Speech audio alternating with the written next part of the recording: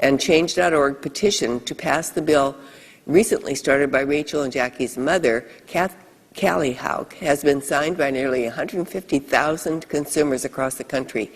Yet I'm disappointed this issue is not even mentioned in the draft we're considering today. Administrator Rosekind, I know NHTSA and the administration have been working to address this important issue. Does NHTSA support legislation to prohibit the rental of recalled vehicles? Yes. Yes or no? Opponents of the bill erroneously claim that H.R. 2198 legislation would not improve consumer safety.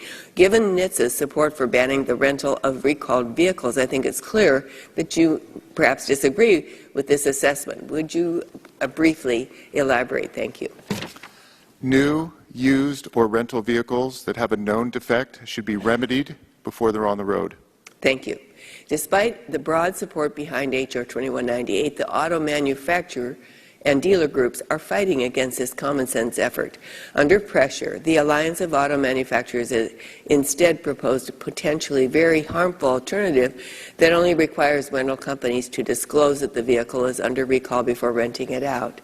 Their proposal only prohibits the rental of recalled cars with do not drive notices, as was referenced, despite the fact that such notices represent only a tiny fraction of safety recalls.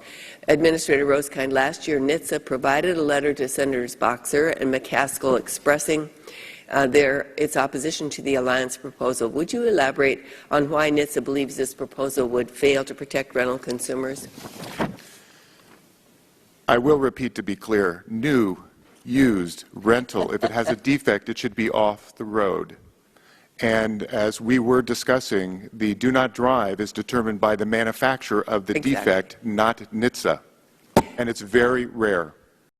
Some opponents of the rental car safety legislation have said that rental car companies should be allowed to rent or sell unrepaired, defective, recalled cars unless the manufacturer has specifically issued a do not drive warning. Is there any federal standard for when a do not drive warning must be issued? Thank you for pointing that out, because that do not drive is issued by the manufacturer, not NHTSA. So they're determining whether or not the criteria would be to allow that to occur under a rental or used car. So that happens extremely rarely. So state again for the record, who decides when such a warning is issued? The manufacturer who has the defect that's been created in the vehicle is the one who determines the do not drive. Okay. Can you give us some examples of defects where a do not drive warning was not issued by the manufacturer? For example, has any manufacturer issued a do not drive warning for Takata airbags? That would be the example that I would give, given that that is the largest recall in auto history for sure, and maybe the United States. There is no do not drive out on any Takata airbag inflator recall.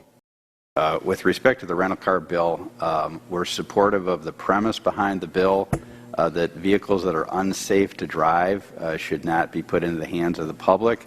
Our issues with that bill is the definition of when is it unsafe to drive a vehicle, and differentiating between recalls that would not render a vehicle unsafe to drive as determined by either NHTSA or the original equipment manufacturer of the vehicle. Can I comment on one thing? It seems to me that in terms of whether the car is safe to drive, that the manufacturer's already made that decision. When they do a recall, they're saying this is a safety issue and this car needs to be fixed. And there are very few cars that are unsafe when they're not driven. So it seems to me that the manufacturer's already made that decision, and it's not up to somebody else to decide, NHTSA or anybody else to decide whether or not it's safe to drive that. If I could respond to that, right. The manufacturers and NHTSA do in fact issue stop drive notices, and it's about 6% of the recalls that they do stop drive.